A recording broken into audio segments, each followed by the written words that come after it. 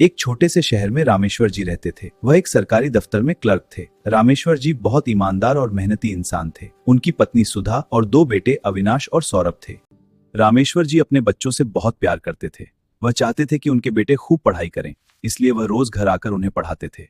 अविनाश और सौरभ भी पढ़ाई में बहुत तेज थे। एक दिन पूरे घर में सफाई करने का फैसला हुआ। सुधा रसोई साफ करने लगी। रामेश्वर जी और दोनों बेटे कमरा साफ करने लगे। सब मिलकर खुशी खुशी काम कर रहे थे।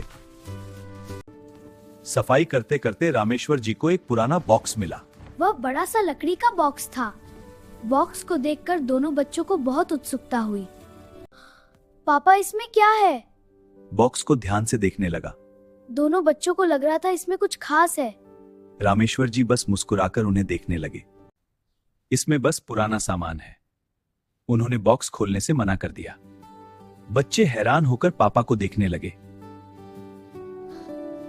पापा, इसे खोलकर दिखाइए ना। हाँ पापा, खोल दो ना। नहीं बेटा, अभी नहीं। अब बच्चों की उत्सुकता और बढ़ गई। दोनों बच्चे आपस में धीरे धीरे बात करने लगे। उन्हें लगा कि बॉक्स में जरूर कोई राज छिपा है। शायद इसमें कोई खजाना हो। अब दोनों के मन में शक पैदा हो गया। शायद इसमें खजाना छिपा है। हाँ, मुझे भी यही लग रहा है। पापा ने पैसा छुपा रखा है। हाँ, अब लालच और शक बढ़ रहा है।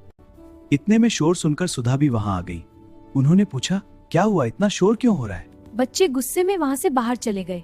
घर का माहौल अचानक बदलने लगा। सुधा, यह बॉक्स बहुत पुराना है। बच्चों को दिखा देते तो अच्छा होता। बच्चों को भरोसा करना सीखना चाहिए। उधर बच्चे अब भी नाराज थे। उस बॉक्स में क्या होगा? शायद खजाना हो। हाँ, सोने से भरा, लेकिन लॉक है, चाबी चाहिए। स्कूल में भी दोनों का पढ़ाई में मन नहीं लगा। वे बार बार उसी बॉक्स के बारे में सोच रहे थे। उन्हें लग रहा था कि उसमें बहुत बड़ा खजाना है। उनके मन में लालच बढ़ता जा रहा था। स्कूल से लौटते समय दोनों भाई बात करने लगे। उस बॉक्स को खोलते हैं। हाँ, सच जानना है। उन्हें हर हाल में सच जानना था। चलो घर जल्दी। अब वे घर पहुंचने का इंतजार करने लगे। घर पहुंचते ही दोनों भाई इधर उधर देखने लगे। उन्हें मौका मिलते ही बॉक्स खोलना था। मम्मी रसोई में काम कर रही थी। अब दोनों चुपचाप अपनी योजना बनाने लगे। दोनों भाई चाबी ढूंढने लगे। उन्होंने पूरा कमरा छान मारा, लेकिन उन्हें कहीं भी चाबी नहीं मिली। अब उनकी बेचैनी और बढ़ गई। सौरभ ने हथौड़े से ताला तोड़ने की कोशिश की। अविनाश घबराकर दरवाजे की तरफ देख रहा था, लेकिन ताला बहुत मजबूत था। वह जरा भी नहीं टूटा। काफी कोशिश के बाद भी ताला नहीं टूटा।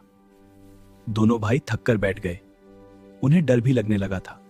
अब उन्हें सब कुछ पहले जैसा करना था। दोनों ने जल्दी से सब चीजें पहले जैसी कर दी। उन्हें डर था कि मम्मी देख न ले। तभी सुधा बाजार से घर लौट आई। दोनों भाई चुपचाप अपने कमरे में चले गए। शाम को रामेश्वर जी दफ्तर से घर आए। वे बच्चों को पढ़ाने के लिए बैठे, लेकिन दोनों का पढ़ाई में बिल्कुल मन नहीं था। घर का माहौल अब बदलने लगा था। पढ़ने का समय हो गया है। नहीं, हम नहीं पढ़ेंगे। बच्चों, पढ़ाई जरूरी है। बिल्कुल नहीं। यह देखकर मुझे बहुत दुख हुआ। घर का माहौल खराब हो रहा है। अब दोनों बच्चे नई नई चीजों की जिद करने लगे। हमें नए कपड़े चाहिए। नहीं बेटा, अभी नहीं। मना करने पर वे नाराज हो जाते थे। रामेश्वर जी यह देखकर बहुत परेशान थे। अब दोनों बच्चों का व्यवहार बदल गया था। वे माता पिता से बहस करने लगे। उनकी नजर में अब माता पिता की इज्जत नहीं रही। रामेश्वर जी यह देखकर बहुत दुखी थे। रात को दोनों बच्चे गहरी नींद में सो रहे थे, लेकिन रामेश्वर जी और सुधा बहुत परेशान थे। वे चुपचाप बैठकर बच्चों के बारे में सोच रहे थे। उन्हें समझ नहीं आ रहा था क्या करें। सुबह जब बच्चे उठे तो घर शांत था। टेबल पर एक चिट्ठी और एक बड़ी चाबी रखी थी। दोनों भाई हैरान होकर उसे देखने लगे। उन्हें समझ नहीं आया कि यह क्या है। सौरभ ने जल्दी से चिट्ठी उठा ली।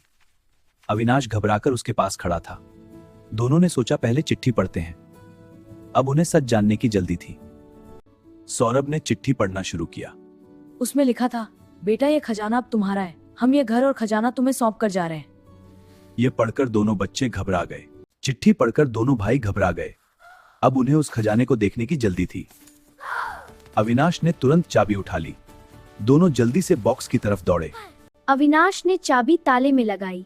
सौरभ उत्सुकता से पास खड़ा था। दोनों को खजाना देखने की जल्दी थी। धीरे धीरे ताला खुलने लगा। जैसे ही बॉक्स खुला, दोनों अंदर देखने लगे। उन्हें लगा था कि अंदर खजाना होगा, लेकिन अंदर सिर्फ एक पुरानी डायरी थी। यह देखकर दोनों हैरान रह गए। अविनाश ने डायरी को हाथ में उठाया। सौरभ भी उत्सुकता से उसे देखने लगा। दोनों ने धीरे धीरे डायरी खोल ली। अब वे उसमें लिखी बातें पढ़ने लगे। डायरी में उनके दादाजी की बातें लिखी थी। उन्होंने रामेश्वर जी को कुछ सीख दी थी। ये सीख जीवन के सबसे बड़े खजाने के बारे में थी। दोनों बच्चे ध्यान से पढ़ने लगे। ये पढ़कर दोनों बच्चे बहुत दुखी हो गए। उन्हें अपनी गलती का एहसास हुआ। हमें माफ करना पापा, हमें अपनी गलती का एहसास हो गया। अब उन्हें बहुत पछतावा हो रहा था। दोनों बच्चों को अपनी गलती समझ आ गई थी। उन्होंने तय किया कि वे माता पिता को ढूंढेंगे। वे जल्दी से घर से बाहर जाने लगे। अब उन्हें सिर्फ अपने माता पिता चाहिए थे। जैसे ही बच्चे घर से बाहर निकले, उन्हें सामने से माता पिता आते दिखाई दिए। दोनों ये देखकर हैरान रह गए। उनकी आंखों में खुशी और आंसू दोनों थे। दोनों बच्चे दौड़कर अपने माता पिता से लिपट गए। उनकी आंखों से आंसू बहने लगे। वे अपनी गलती पर बहुत पछता रहे थे। अब उन्हें अपने माता पिता की अहमियत समझ आ गई थी। दोनों बच्चों ने अपने माता पिता से माफी मांगी। हमें माफ कर दीजिए पापा। उन्होंने अपनी गलती स्वीकार कर ली। रामेश्वर जी ने प्यार से उनके सिर पर हाथ रखा। पूरा परिवार फिर से एक हो गया। रामेश्वर जी ने बच्चों को समझाया। उन्होंने कहा कि असली खजाना पैसे नहीं होते, सच्चाई, ईमानदारी और मेहनत ही सबसे बड़ी दौलत है। दोनों बच्चे ध्यान से उनकी बात सुन रहे थे। हम अपनी गलती मानते हैं। हम वादा करते हैं कि हमेशा सच बोलेंगे। हम अपने माता पिता का सम्मान करेंगे।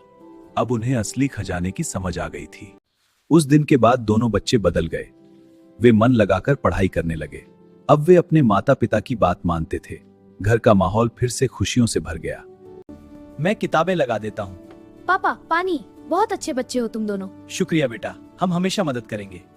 घर में फिर से प्यार और खुशियाँ। हाँ, हम बहुत खुश हैं। दोनों बच्चों ने मेहनत से पढ़ाई शुरू कर दी। वे अपने पापा के आदर्शों पर चलने लगे। अब उन्हें असली खजाने का मतलब समझ आ रही और मेहनत ही उनकी सबसे बड़ी दौलत थी। अब दोनों बच्चे सबका सम्मान करने लगे थे। वे बड़ों की मदद भी करते थे। रामेश्वर जी अपने बच्चों पर गर्व महसूस करते थे। उनका परिवार अब बहुत खुश था। ठीक है बच्चों, बताओ 2+3 बराबर। तुम दोनों मेहनती हो गए हो। स्कूल में भी दोनों बच्चे मेहनत करने लगे। धीरे धीरे दोनों बहुत अच्छे छात्र बन गए। कुछ समय बाद दोनों बच्चों के अच्छे नंबर आए। उन्होंने मेहनत से पढ़ाई की थी। रामेश्वर जी और सुधा बहुत खुश हुए।